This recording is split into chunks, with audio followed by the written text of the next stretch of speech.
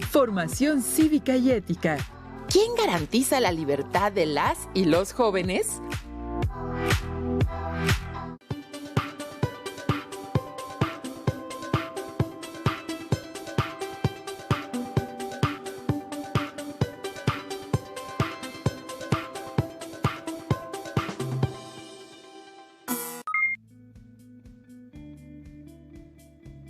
Me da mucho gusto volver a saludarles y continuar con la estrategia de Aprende en Casa 2, de la asignatura Formación Cívica y Ética de tercer grado.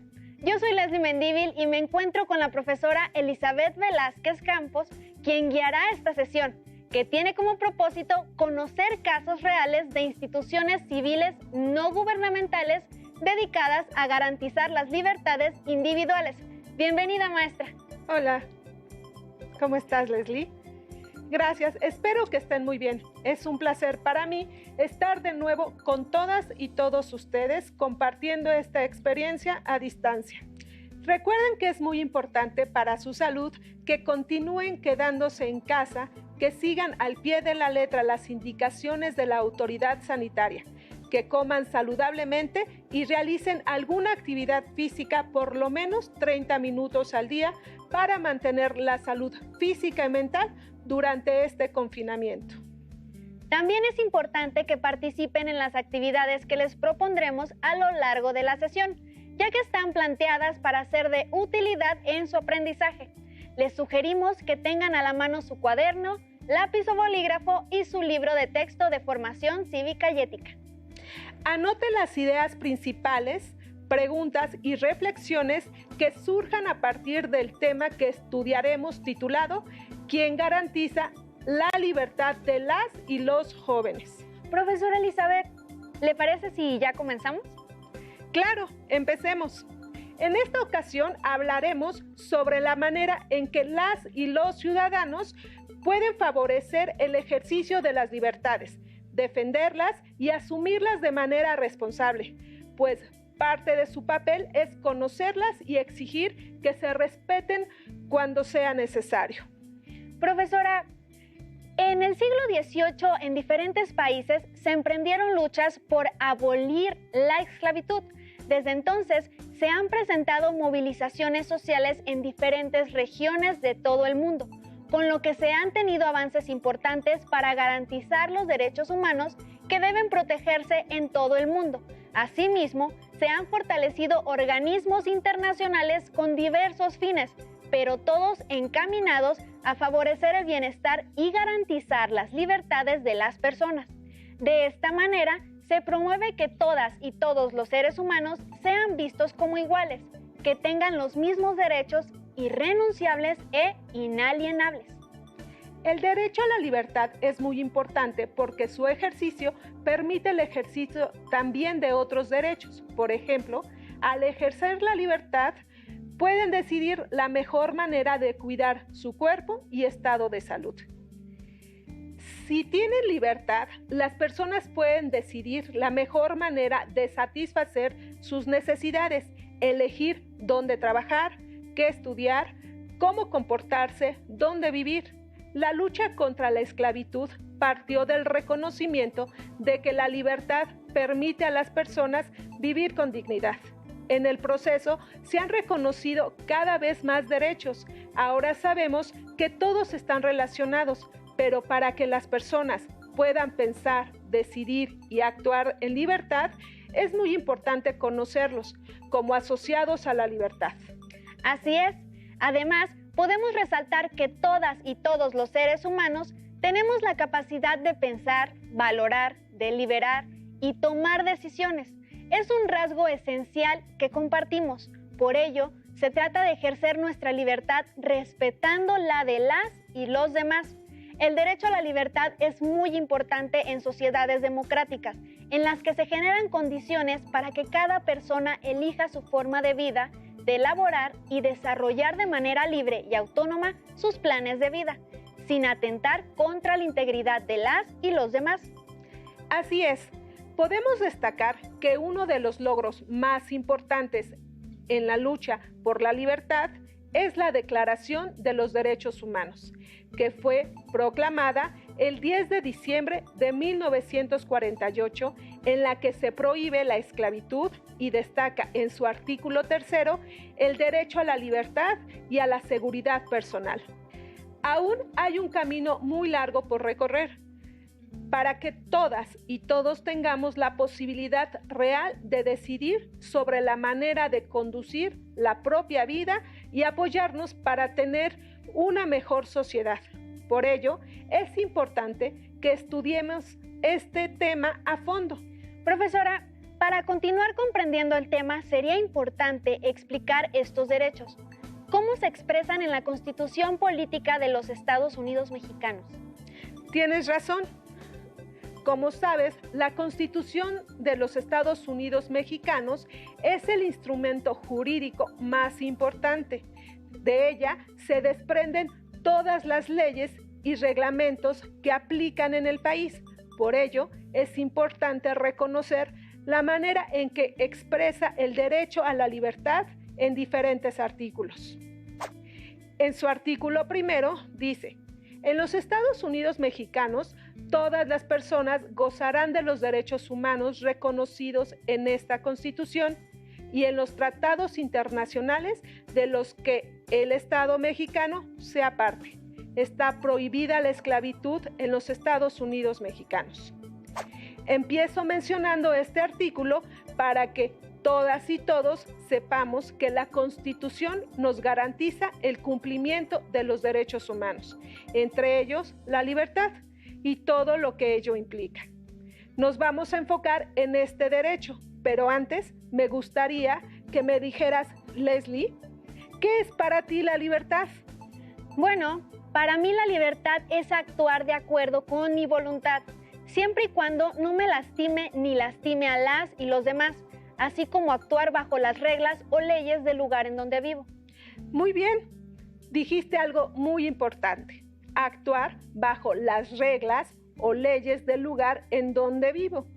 En toda sociedad hay normas y reglas que guían nuestra conducta y debemos respetarlas para poder integrarnos de manera eficiente a la sociedad a la que pertenecemos, ¿cierto?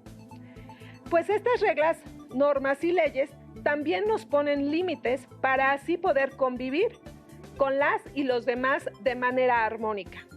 ¿Qué otros artículos de la Constitución habla de las libertades de las y los mexicanos, profesora? Nuestra Carta Magna menciona en diferentes espacios los derechos asociados a la libertad.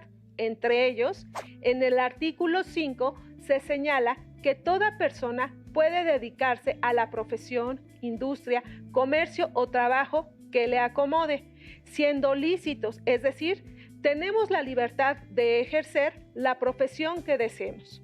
El artículo 6 nos habla sobre la manifestación de las ideas, es decir, toda persona tiene la libertad de expresar lo que piensa siempre y cuando no dañe a terceros, o sea, la libertad de expresar ideas.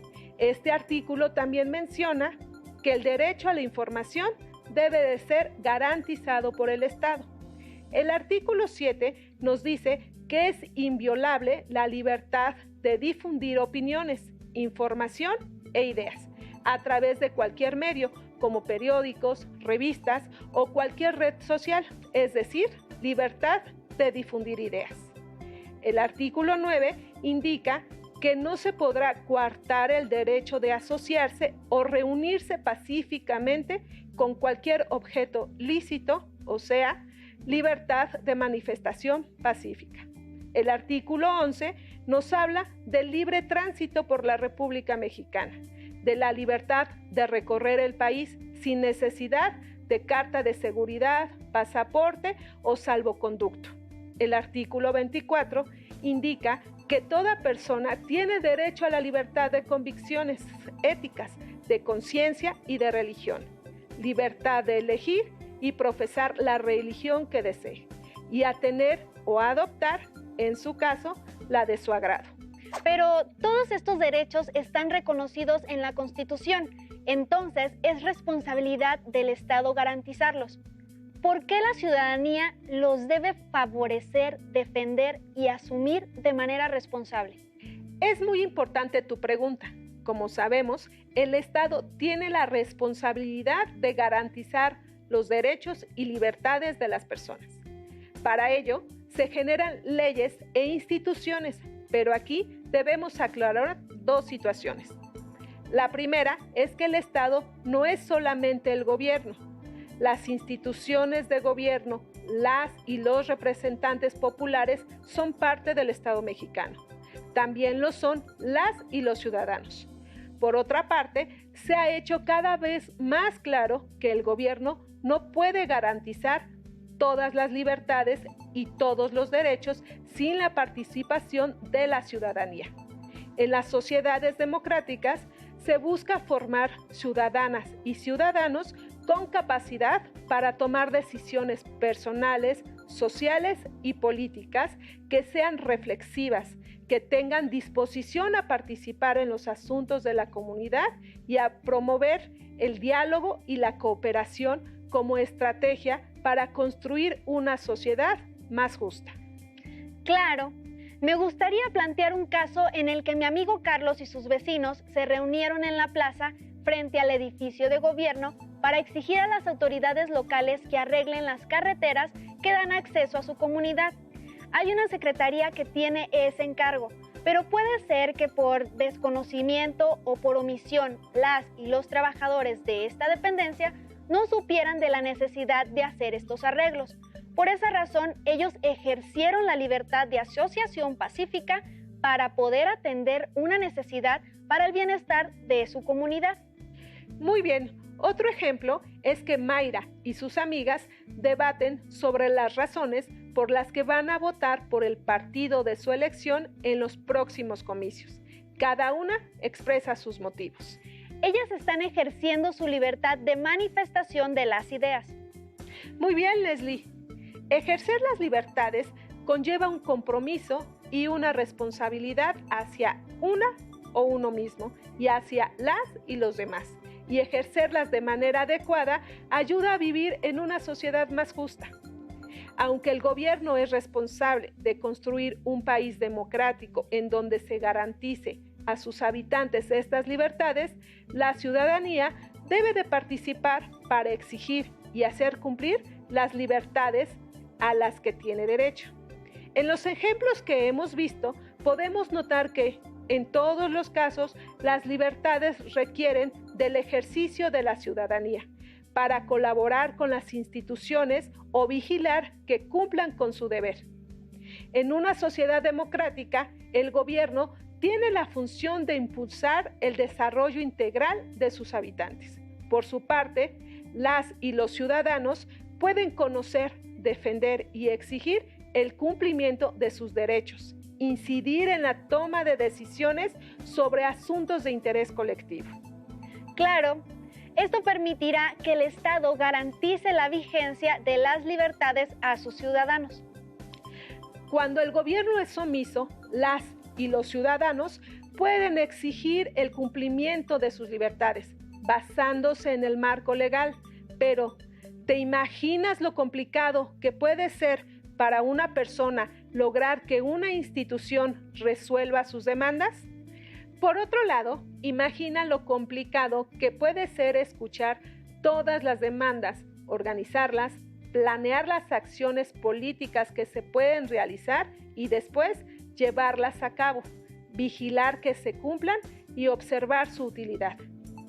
¿Será más sencillo atender a cientos de colonos o a un grupo en representación?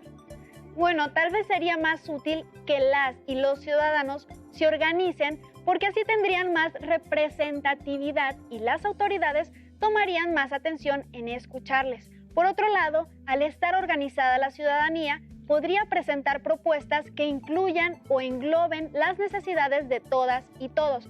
Por ello, podemos encontrar experiencias en las que, para atender las necesidades de la población, diversas ciudadanas y ciudadanos en el país han creado organizaciones.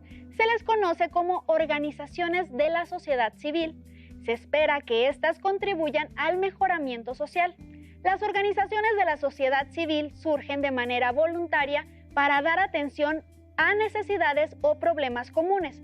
Estas no deben tener fines de lucro, deben fomentar valores, tener objetivos y realizar acciones para lograr sus propósitos.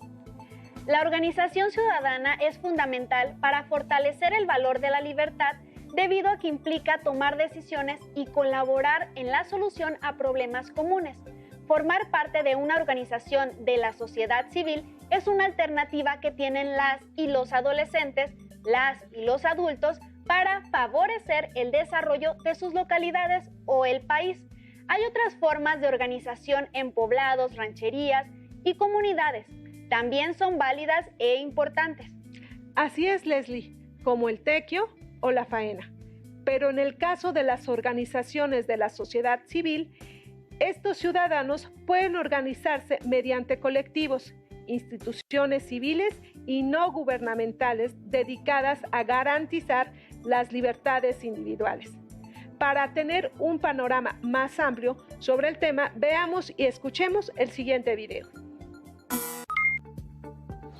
35, 37. Ya estamos cerca de la dirección. Debe ser por aquí. Mejor preguntemos. Toca aquí.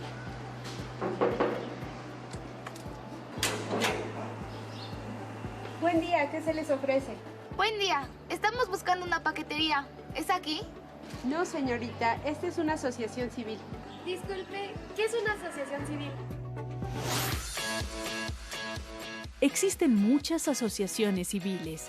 En México encontramos aquellas que se dedican a la atención y protección de mujeres, niños, migrantes, personas con discapacidad o que viven en condiciones de pobreza, quienes ven muy difícil poder ejercer las libertades que la Constitución garantiza, por las condiciones precarias de enfermedad o violencia en que se encuentran.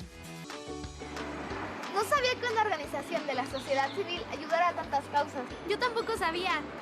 Pero qué bueno que haya personas que ayuden a la gente, incluso a las comunidades, a defender y ejercer sus libertades. ¿A quiénes más ayudarán estas asociaciones civiles? No sé, investiguemos. Sí, busquemos más información.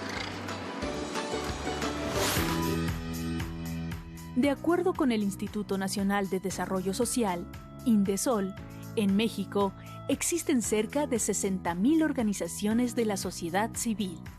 Hay organizaciones de la sociedad civil que trabajan para diversos fines, como asistencia social, jurídica, alimentación popular, participación ciudadana, desarrollo de los pueblos indígenas, derechos de las personas con discapacidad, cooperación para el desarrollo humano, derechos humanos, equidad de género, deporte, servicios de salud, medio ambiente, educación, arte, cultura, protección civil, derechos de los consumidores, entre otros.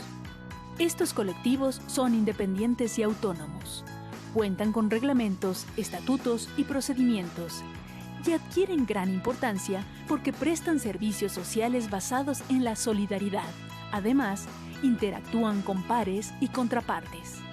Las asociaciones sin fines de lucro reinvierten el excedente en la misma organización para perdurar. El recurso se transfiere a manera de trabajo social, según la misión que tenga cada una. Como vimos y escuchamos en el video, los ciudadanos organizados en asociaciones civiles u organizaciones no gubernamentales ayudan a las personas o comunidades a que se cumplan sus libertades que el Estado no ha podido atender, como vimos al inicio de la sesión, por omisión, por desconocimiento o por falta de recursos. En ocasiones, también por negligencia o una interpretación inadecuada de las atribuciones de la autoridad. Entendí que estos grupos defienden los derechos a una vida digna y saludable, que promueven la participación para que las personas opinen y tomen decisiones. De esa manera, ejercen el derecho a la libertad. Es así como vigilan y promueven que las libertades de los ciudadanos se cumplan. ¿Cómo lo logran? Lo logran llevando a cabo diferentes acciones, como la promoción del ejercicio de los derechos y libertades de las y los mexicanos. Esta promoción puede ser variada. Lo importante es que la gente las conozca y sepa sus derechos, los ejerza y los pueda hacer valer. También estas asociaciones se vuelven un vínculo entre el gobierno y la ciudadanía. para que cada una de las partes cumpla con lo que le corresponde. De esta manera, se pueden volver una red de apoyo para quienes por algún motivo no cuentan con todas las condiciones para ejercer los derechos y libertades que garantiza la Constitución de los Estados Unidos mexicanos. Además de las asociaciones civiles que mencionan en el video, ¿qué otras hay que velen por las libertades de los ciudadanos? Voy a nombrar algunas asociaciones conformadas por personas interesadas y comprometidas en velar por los derechos de las y los ciudadanos más vulnerables, pero no son las únicas, hay muchas más. Estas son Fondo de las Naciones Unidas para la Infancia, UNICEF, Organización de las Naciones Unidas para la Educación, la Ciencia y la Cultura, UNESCO, Reporteros Sin Fronteras, Médicos Sin Fronteras, Amnistía Internacional, Instituto Mexicano de Derechos Humanos y Democracia, Defensa de los Derechos Digitales, Red Nacional de Defensores de Derechos Humanos en México. Tal vez han escuchado hablar de alguna de ellas. Las dos primeras son instancias internacionales. Los estados que forman parte de la ONU, con sus aportaciones, generan presupuesto para que puedan realizar sus actividades. Reporteros y Médicos Sin Fronteras, junto con Amnistía Internacional, son organizaciones internacionales. Las otras tres son organizaciones nacionales. Entonces, estos son solo algunos ejemplos de organizaciones no gubernamentales que vigilan y promueven que las y los ciudadanos ejerzan sus libertades. También exigen, en algunos casos, colaborar con el gobierno para que cumpla con los derechos que garantiza la Constitución de nuestro país. ¿Cómo pueden hacer las y los estudiantes para conocer cuáles asociaciones hay en su localidad? Pueden buscar si en su comunidad existe alguna asociación civil o una organización no gubernamental, aunque seguramente habrán escuchado de algunas. Sugiero que realicen el siguiente ejercicio. Identifiquen las organizaciones o asociaciones que hay en su localidad o región. Pregunten a qué se dedican, quiénes colaboran en ellas, qué trabajos o actividades realizan, cómo obtienen financiamiento, ¿tienen reconocimiento de la comunidad? Esto lo pueden hacer buscando noticias en periódicos locales, comentando con sus padres o algún familiar. Si no vive con ustedes, le pueden consultar por teléfono o por otro medio. La información les será de utilidad porque con ella podrán saber de mejor manera dónde pueden acudir en caso de ser necesario. No duden en compartir la información con sus amigas, amigos y familiares, por si alguien necesita acudir a alguna de ellas. Profesora, muchas gracias por esta sesión. ¿Hay algo más que quiera agregar? Para conocer más sobre el tema, pueden revisar los libros de texto de formación cívica y ética. Para conocer la importancia de la lucha contra la esclavitud, pueden revisar información sobre la independencia de México o de Haití. También pueden leer La cabaña del tío Tom, una obra histórica. Les invito a quedarse con nosotros y seguir la programación de Aprende en Casa 2. Hasta pronto. Si tienes dudas o necesitas ayuda, llama al Centro